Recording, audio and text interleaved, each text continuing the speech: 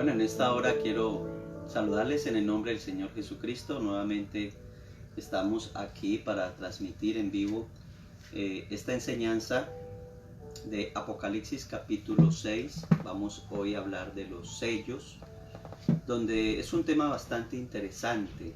Podemos mirar que Dios quiere hablarnos en estos últimos tiempos y qué bueno que podamos tratar estos temas porque se nos acerca el final.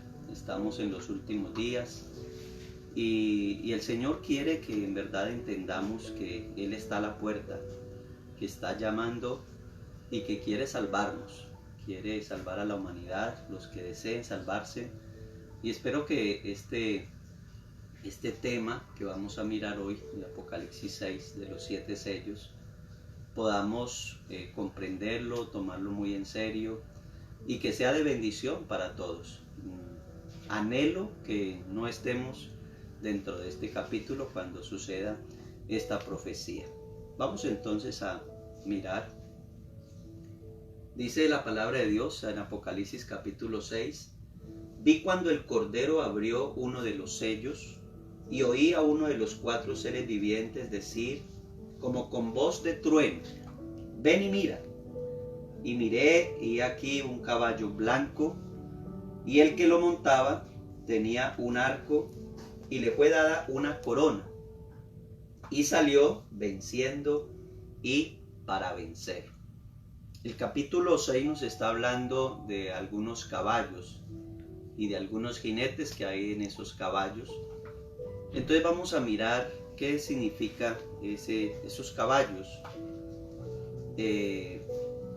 En algunas iglesias donde tuve la oportunidad de dar esta enseñanza, le preguntaba a los hermanos qué significaba el caballo blanco y el jinete. Algunos me decían que paz, y que el jinete del caballo blanco era el Señor Jesús. Claro, de una vez lo asociaban por la blancura y lo asociaban pues porque el jinete tenía allí una corona. Y también lo asociaban con la expresión salió venciendo y para vencer. Pero como estamos hablando de que en el capítulo 6 entra directamente ya la gran tribulación, aquí ya no está la iglesia del Señor. Aquí lo que podemos ver es que va a haber un nuevo rey sobre la tierra, o un rey en la tierra llamado el Anticristo. Y yo he mirado por la profecía que el jinete del caballo blanco es el Anticristo. Vamos entonces a mirarlo, pero primero miremos entonces el significado del caballo. Job capítulo 39, versículo 19: ¿Diste tú al caballo la fuerza? ¿Vestiste tú su cuello de crines ondulantes? ¿Le intimidarás tú como a langosta? El resoplido de su nariz es formidable. El 21: Escarba la tierra, se alegra en su fuerza, sale al encuentro de las armas, hace burla del espanto y no teme, ni vuelve el rostro delante de la espada. Entonces podemos mirar entonces en el 23: Contra él suena la aljaba, el hierro de la lanza y de la jabalina, y él con ímpetu y furor escarba la tierra, sin importarle el sonido de la trompeta. El 25: Antes como que dice entre los clarines, ea, y desde lejos huele la batalla, el grito de los capitanes y el vocerío. Eso lo encontramos entonces en el libro de Job, hablando de la fuerza del caballo, del poder que tiene el caballo, de que no le tiene miedo a la batalla ni al sonido de los instrumentos de guerra. Así que el caballo es símbolo de poder, ¿sí? Es una etapa donde va a haber un poder, por decirlo así, válgame la expresión, sobrenatural, es decir, se esparce sobre todo el mundo, es un poder mundial.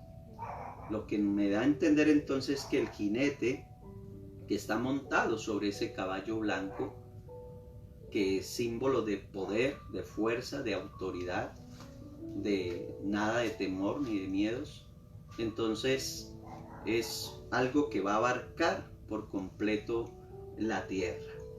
El color blanco, lógicamente, entonces nos da el significado de la paz. Lo que nos quiere decir entonces que la gran tribulación se va a fraccionar en dos tiempos, en dos periodos. 3 años y medio de paz, donde el anticristo hace pacto con el pueblo de Israel. Ya la iglesia no está allí, asciende a las nubes, y ese pacto que hace, lo hace por 3 años y medio. Va a haber paz sobre la tierra, y lógicamente los judíos creerán que el anticristo es ese Dios manifestado en carne, ese Mesías que están esperando, y por lo tanto pues él se aprovecha de ello para engañarlos por una paz falsa. Entonces dijimos entonces, la pregunta es ¿quién es el jinete? Sabemos entonces que el jinete es el anticristo. Tiene un arco, símbolo ¿de qué? De guerra. Ustedes saben que estas herramientas antiguas, Juan vio al jinete del caballo blanco con un arco. Lo que da a entender es que va a ser muy poderoso, un estratega militar poderosísimo, donde va a convencer a toda la humanidad, todo el mundo, con su poderío, para hacerles creer que él es el que va a arreglar toda la situación de este mundo, todo el caos que está pasando, toda la desaparición de la gente. Él va a poner en orden todo ello, porque lógicamente el anticristo va a reinar en el momento que la iglesia es arrebatada. Va a haber un caos por completo. Entonces él va a aprovechar ello para que todos los reyes de la tierra, los presidentes, lo puedan coronar. Así que él tiene un arco, símbolo de guerra. Le fue dada una corona. Esto es importante, le fue dada una corona. Si habláramos del Señor Jesús, a él no le dieron corona, él tiene una corona propia porque él es el Rey de Reyes y Señor de Señores. Pero a él le fue dada una corona, o sea, le concedieron el poder. Es decir, todas las naciones se pusieron de acuerdo para decir, este es el único que nos puede arreglar la situación, este caos. Este hombre es el único que puede, con su sistema, arreglar esta situación. Entonces, esa corona es ¿de qué? De poder, de autoridad.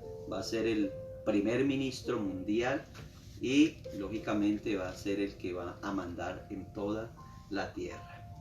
En Apocalipsis 17:12 tiene una referencia con lo que estábamos leyendo. Y los 10 cuernos que has visto son 10 reyes que aún no han recibido reino, pero por una hora recibirán autoridad como reyes juntamente con la bestia. Estos tienen un mismo propósito y entregarán su poder y su autoridad a la bestia.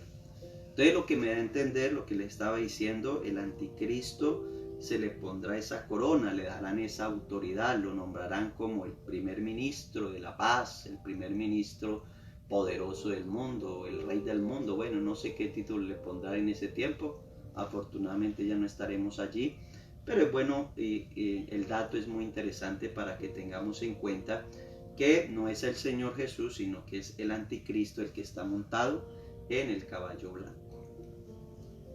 El tercer aspecto que vemos en el jinete es que salió venciendo y para vencer. Apocalipsis 13:4 también tiene referencia con Apocalipsis 6. Notemos que dice el pasaje: y adoraron al dragón que había dado autoridad a la bestia. Y adoraron a la bestia diciendo: ¿quién como la bestia y quién podrá luchar contra ella? El versículo 5 dice: también se le dio boca que hablaba grandes cosas y blasfemias, y se le dio autoridad para actuar 42 meses, es decir, 3 años y medio. Entonces podemos mirar allí que salió venciendo y para vencer es porque le dieron esa autoridad para que pueda luchar, para que pueda vencer.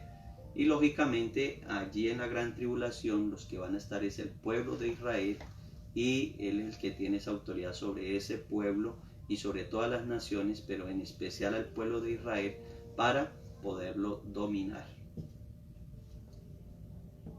Hablemos más del anticristo, de este jinete. El apóstol Pablo en 1 Tesalonicenses capítulo 5 versículo 2: porque vosotros sabéis perfectamente que el día del Señor vendrá así como ladrón en la noche. O sea, la venida del Señor va a ser así repentina, como dice ahí el apóstol Pablo, que cuando digan paz y seguridad, entonces vendrá sobre ellos destrucción repentina, como los dolores a la mujer encinta, y no escaparán. Este texto entonces se nos está refiriendo precisamente a ese tiempo corto de paz, a esos 3 años y medio de paz, donde es un tiempo muy corto, donde diga paz y seguridad. O sea, la gente creerá que eso va a ser eternamente y para siempre, esa paz, ese arreglo, pero vendrá ¿qué? Destrucción repentina. Es decir, ahorita en los otros sellos vamos a mirar el caos que se va a presentar. Quiere decir que la paz solo durará, de los 7 años va a durar solamente 3 años y medio. Y entonces se manifestará aquel inicuo, a quien el Señor matará con el espíritu de su boca y destruirá con el resplandor de su venida. Es decir, que ya cuando pase el periodo, lo que va a hacer el Señor es venir de las nubes con su santa iglesia, y lo que hará es destruir aquel inicuo que llama el apóstol Pablo, refiriéndose al anticristo. Sigue diciendo: inicuo, cuyo advenimiento es por obra de Satanás, con gran poder y señales y prodigios mentirosos. Es decir, que no es cualquiera. Por algo le darán esa corona. Salió venciendo para vencer. ¿Por qué? Porque es un hombre que, según las escrituras, es muy sabio, está lleno de sabiduría, de enigmas, es una persona que tiene bastante conocimiento en todos los aspectos económico, social, político, religioso, y por eso la gente va a creer en él. El 10: y con todo engaño de iniquidad para los que se pierden, por cuanto no recibieron el amor de la verdad para ser salvos. Aquí hay algo muy importante que debemos de tener en cuenta. Los que se queden de la venida del Señor, pues lógicamente no tienen otra opción sino que ser engañados por el anticristo, por este sistema. No tienen otra opción, no hay otra alternativa, no hay otro camino. Engaño de iniquidad para los que se pierden, y hay una razón. ¿Por qué se pierde la humanidad? Por cuanto no recibieron el amor de la verdad para ser salvos.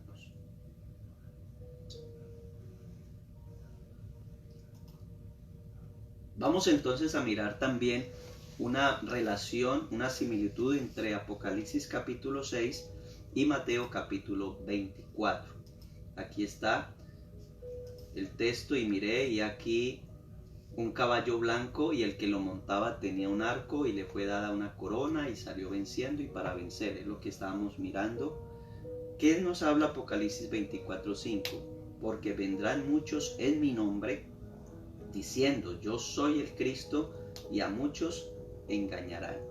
Entonces tiene una similitud extraordinaria Apocalipsis 6 y Mateo 24. Vámonos al segundo caballo, el caballo bermejo o el caballo rojo. Cuando abrió el segundo sello, estamos hablando de Apocalipsis 6:3 ya. Cuando abrió el segundo sello, oí al segundo ser viviente que decía: ven y mira. Y salió otro caballo bermejo, y al que lo montaba le fue dado poder de quitar de la tierra la paz, y que se matasen unos a otros, y se le dio una gran espada. ¿Qué nos quiere decir entonces este caballo? Tiene relación con el libro del profeta Daniel. Miremos que Daniel nos está hablando en el capítulo 9, versículo 27. Y por otra semana confirmará el pacto con muchos, hablando del pueblo de Israel. Pero mira, ahí aclara Daniel: a la mitad de la semana hará cesar el sacrificio y la ofrenda. A los 3 años y medio, una semana bíblicamente simboliza 7 años. pero a la mitad de la semana, los 3 años y medio, hará cesar el sacrificio y la ofrenda. Después, con la muchedumbre de las abominaciones, vendrá el desolador, o sea, el anticristo, hasta que venga la consumación, o sea, hasta que termine la gran tribulación, y lo que está determinado se derrame sobre el desolador, o sea, para cuando llegue el fin de ese sistema anticristiano. Pero el Salmo capítulo 55 también nos habla un poco de él. Versículo 20: extendió el inicuo sus manos contra los que estaban en paz con él, es decir, el pacto que hizo, violó su pacto, rompe el pacto a los 3 años y medio. Los dichos de su boca son más blandos que mantequilla, pero guerra hay en su corazón. Suaviza sus palabras más que el aceite, mas ellas son espadas desnudas.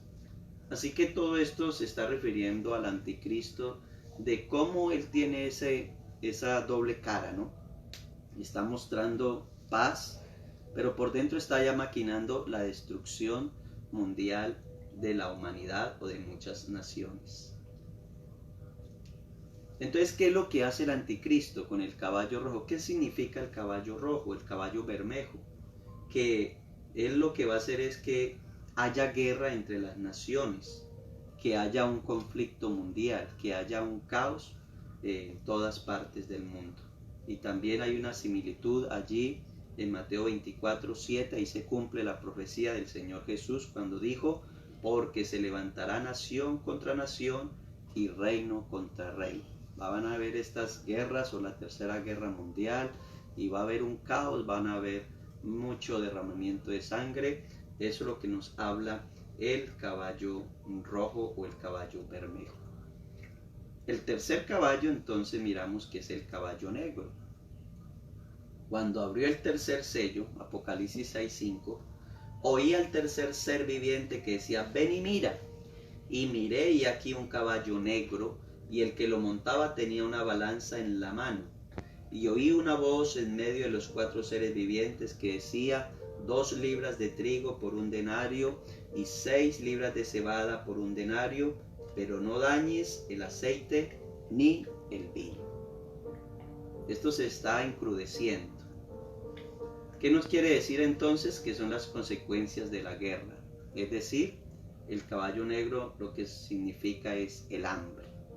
Mire lo que dice Lamentaciones capítulo 5:10. Nuestra piel se ennegreció como un horno a causa del ardor del hambre. Y Lamentaciones 4:9. Más dichosos fueron los muertos a espada que los muertos por el hambre. Y él da la razón, porque estos murieron poco a poco por falta de los frutos de la tierra. En otras palabras, el escritor está diciendo: bueno, dichoso o bienaventurados los que murieron de una vez, ¡prum!, los mataron a espada, por decirlo así. Pero desafortunados aquellos que van a morir por el hambre, porque va a ser una muerte que lenta, va a ser una muerte lenta hasta que muchos de los moradores de la tierra mueran de hambre, como dice entonces el Apocalipsis capítulo 6 versículo 5 y 6. 2 libras de trigo por 1 denario y 6 libras de cebada por 1 denario. Es decir, va a haber una hambruna tremenda, porque lógicamente después del caballo bermejo, que significan las guerras, ¿qué es lo que viene después de una guerra? Hambre. No es nada más que hambre, que muerte por el hambre. Sigamos adelante con el estudio, y hay una similitud también, Apocalipsis 6 con Mateo 24. Mateo 24:7, lo que estábamos diciendo, después de que haya nación contra nación y reino contra reino de esas guerras, ¿qué dice? ¿O cuál es el resultado? Habrá pestes y hambres. Eso es lo que queda de una guerra que lógicamente va a haber y va a llegar en la gran tribulación. El siguiente caballo es el caballo amarillo. Lo encontramos en el versículo 7. Cuando abrió el cuarto sello, oí la voz del cuarto ser viviente que decía: ven y mira. Miré, y aquí un caballo amarillo, y el que lo montaba tenía por nombre Muerte, y el Hades le seguía, y le fue dada potestad sobre la 4ª parte de la tierra. Entonces, recuerden que el caballo negro no significa muerte, sino que significa hambre. Y ya este caballo amarillo, el mismo escritor lo está diciendo, que tiene allí el nombre de la muerte. El Hades le seguía y le fue dada potestad sobre la cuarta parte de la tierra para matar con espada, con hambre, con mortandad y con las fieras de la tierra. Ya aquí se unen muchas cosas más. Se une la espada, o sea, siguen las guerras, sigue el hambre reinando, y a ellos se le agregan las fieras de la tierra. ¿Para qué? Para acabar con la cuarta parte de la tierra, o sea, de 4 va a morir una persona. Consecuencias de la guerra y el hambre, entonces dijimos que la muerte, ¿no? Deuteronomios capítulo 32 versículo 16 nos está hablando algo muy interesante sobre esto. Le despertaron a celos con los dioses ajenos, lo provocaron a ira con abominaciones, sacrificaron a los demonios y no a Dios, a dioses que no habían conocido, a nuevos dioses venidos de cerca, que no habían temido vuestros padres. Yo amontonaré males sobre ellos, emplearé en ellos mis saetas, consumidos serán de hambre y devorados de fiebre ardiente y de peste amarga. Diente de fieras enviaré también sobre ellos. O sea que lo que nos da a entender es que todo esto se va a cumplir allí en esa gran tribulación, en los juicios de Dios sobre la tierra. El Salmo 116 dice: juzgará entre las naciones, las llenará de cadáveres, quebrantará las cabezas en muchas tierras. Va a haber una catástrofe y cadáveres por doquier. La gente tropezará con los cadáveres. Nahum 3:3 también hablándonos de esa profecía: jinete enhiesto y resplandor de espada y resplandor de lanza y multitud de muertos y multitud de cadáveres. Mire esa expresión: cadáveres sin fin, y en sus cadáveres tropezarán. Va a haber tantos muertos en la tierra, en esa gran tribulación, en ese caos de guerra, de hambre, de pestes, de las fieras, de desolación, que ya la gente, los vivos no podrán enterrar a los muertos, porque va a haber una cantidad exagerada de que les va a quedar inmensamente grande poderlos enterrar, poderlos sepultar. Y dice ahí el escritor o el profeta Nahum que tropezarán con los cadáveres. También hay una similitud en Mateo 24:7, o seguimos hablando del mismo texto, donde habrá hambre, pestes, y se levantará nación contra nación y reino contra reino. El versículo 9, entonces, ya como que hay un pare allí, y encontramos cuando abrió el quinto sello, como que cambia el panorama un poco. Vi bajo el altar las almas de los que habían sido muertos por causa de la palabra de Dios y por el testimonio que tenían. Y clamaban a gran voz diciendo: ¿hasta cuándo, Señor santo y verdadero, no juzgas y vengas nuestra sangre en los que moran en la tierra? Y se les dieron vestiduras blancas, y se les dijo que descansasen todavía un poco de tiempo, hasta que se completara el número de sus consiervos y sus hermanos, que también habían de ser muertos como ellos. Aquí nos está hablando entonces del pueblo de Israel. Alguien en cierta ocasión me dijo: hermano, ahí en la gran tribulación yo de pronto, si me quedo, yo me puedo salvar, porque mire lo que dice ese versículo. Pero estaba mal interpretado, porque yo personalmente no creo que haya salvación para los gentiles, porque el tiempo de la gracia se cierra en el momento del arrebatamiento de la iglesia. Ya la gracia se abre para el pueblo de Israel, es decir, se les quita el velo que ellos tenían y adoran al anticristo como Dios. Ese falso Dios rompe el pacto, llegan los juicios de Dios sobre la tierra, y entonces el pueblo de Israel abre los ojos, entienden que el que crucificaron sus padres era el Dios manifestado en carne, y que ese que está ahí sentado en el trono de Dios es un falso Dios. Así que ellos empiezan a ¿qué? A huir desesperadamente, a buscar otras maneras de salida. Algunos van a predicar este evangelio de la gracia, especialmente a sus conciudadanos, a los del pueblo de Israel. Eso lo vamos a mirar más adelante. de los 144,000. Pero lo que quiero decir es que ellos van a ser perseguidos por el anticristo, ellos van a ser muertos, van a ser mártires. Y note que, ¿por qué digo que es el pueblo de Israel? Porque ellos están pidiendo venganza. Siempre el pueblo de Israel está pidiendo venganza desde la antigüedad. La iglesia no necesita pedir venganza. ¿Por qué? Porque nosotros tenemos el corazón de Dios, un carácter del Señor Jesús, manso y humilde. Nosotros venimos a ayudar a salvar las almas por la predicación del Evangelio, pero el pueblo de Israel lo que está pidiendo es venganza por todas las muertes y por toda la abominación que han hecho en el pueblo de Israel.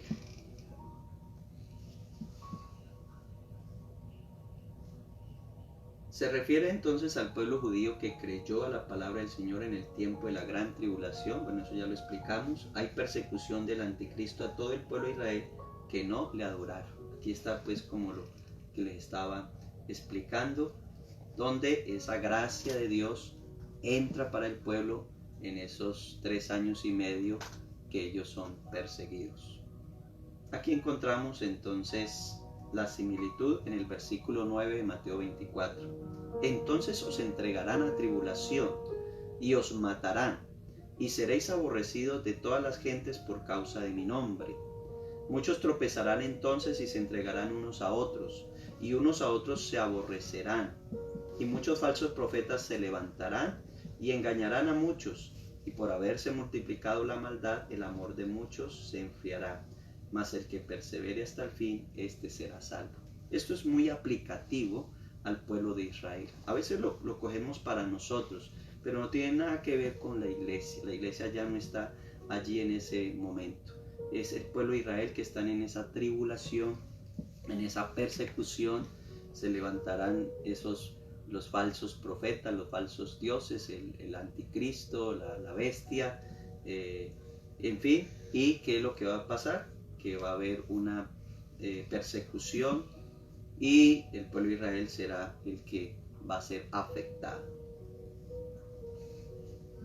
Y para terminar, el versículo 2 y 13 del capítulo 6, miré cuando abrió el 6º sello, y aquí hubo un gran terremoto. Bueno, ahí ya desaparecen los caballos, pero va a haber una catástrofe en la naturaleza, en todo el mundo, en toda la tierra. Y aquí hubo un gran terremoto, y el sol se puso negro como tela de silicio, y la luna se volvió toda como sangre. Y las estrellas del cielo cayeron sobre la tierra, como la higuera deja caer sus hijos cuando es sacudida por un fuerte viento. Y el cielo se desvaneció como un pergamino que se enrolla, y todo monte y toda isla se removió de su lugar. Ese terremoto va a ser extraordinariamente poderoso. Y los reyes de la tierra, y los grandes, los ricos, los capitanes, los poderosos, y todo siervo y todo libre, se escondieron en las cuevas y entre las peñas de los montes. Y decían a los montes y a las peñas: caed sobre nosotros y escondednos del rostro de aquel que está sentado sobre el trono y de la ira del Cordero, porque el gran día de su ira ha llegado, y ¿quién podrá sostenerse en pie?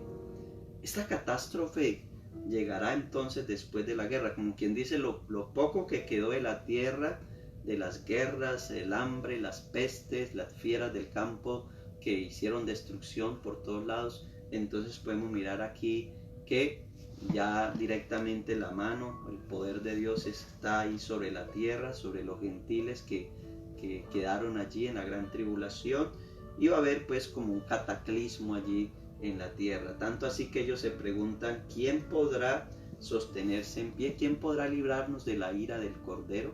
Es algo muy interesante poder mirar que un cordero nunca le da ira, pero aquí lo ponen de que ese cordero, el Cordero de Dios, está airado contra la tierra.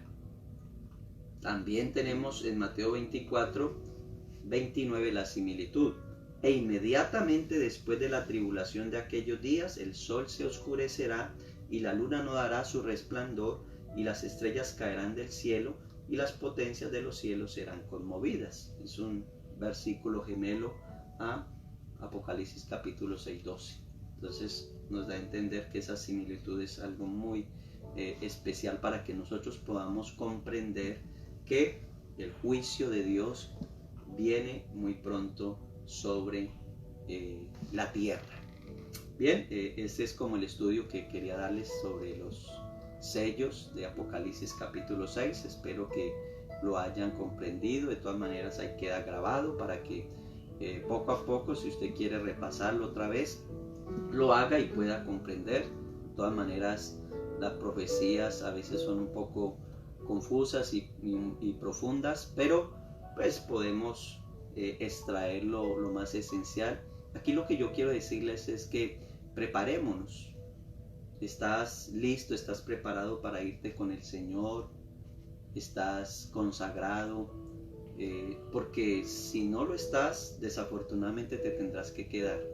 Tendrás que adorar al anticristo, tendrás que regirte al régimen de él, tendrás que pasar por diferentes situaciones vergonzosas, tristes, calamidades, pero lo más triste, ya no habrá salvación, ya no habrá remedio, ya el que se quedó ya está prácticamente aniquilado, ya está allí reservado para el castigo eterno.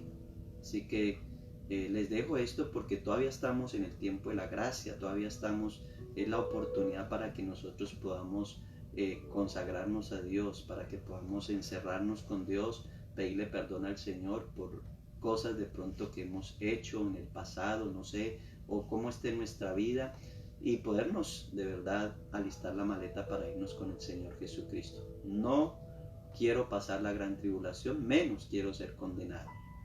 Quiero ser arrebatado en las nubes con el Señor Jesús, casarme con Él en las bodas del Cordero, recibir los galardones que Él me tiene en el tribunal de Cristo, y que la tierra se quede aquí. Los que no creyeron a la verdad tendrán que creer la mentira y pasar por todas estas dificultades. Bueno, me han escrito y me han dicho que hable sobre precisamente Mateo 24. Mateo 24, el Señor dio unas profecías y hay como un poco de confusión porque los versículos también el Señor los dejó en desorden, o el párrafo está un poco en desorden. Lógicamente el Señor siempre quiere que nosotros estudiemos la palabra, y ese rompecabezas que dejó en Mateo 24, Él quiere que lo ordenemos, porque hay mucha gente que se equivoca o se embolate y dicen, bueno, esto es para la iglesia, esto, ¿por qué? Esto ya sucedió, esto no ha sucedido. Entonces, la próxima enseñanza, lo que vamos a hacer es hablar un poco de Mateo 24, para que podamos entender el orden. Algunas cosas ya sucedieron, otras no han sucedido, y entonces podemos ordenarnos bien con Mateo 24. Espero que no se lo pierda. Son enseñanzas muy interesantes que necesitamos saber. Y por último, pues quería pedirles el favor, si usted todavía no se ha suscrito al canal, búsqueme ahí por Juan Carlos Peñuela. Yo lo hago con mucho cariño para que usted aprenda más de la palabra del Señor. Lo poco que el Señor me ha regalado, yo pueda compartirlo con ustedes. Y bueno, también pueden hacer sus preguntas, o pueden también sugerirme qué enseñanza quiere que les dé en el futuro. Entonces búscame ahí por Juan Carlos Peñuela en YouTube, suscríbase, dale a la campanita para que te notifique cuando suba un video nuevo, dale me gusta, compártalo, en fin, aprovechemos este tiempo donde nos estamos recogiendo, donde tal vez no podemos salir mucho a la calle, pero que estamos aprovechando bien el tiempo compartiendo la palabra del Señor. Dios les bendiga y que el Señor nos dé esa poderosa bendición de podernos ver más adelante con otra nueva enseñanza.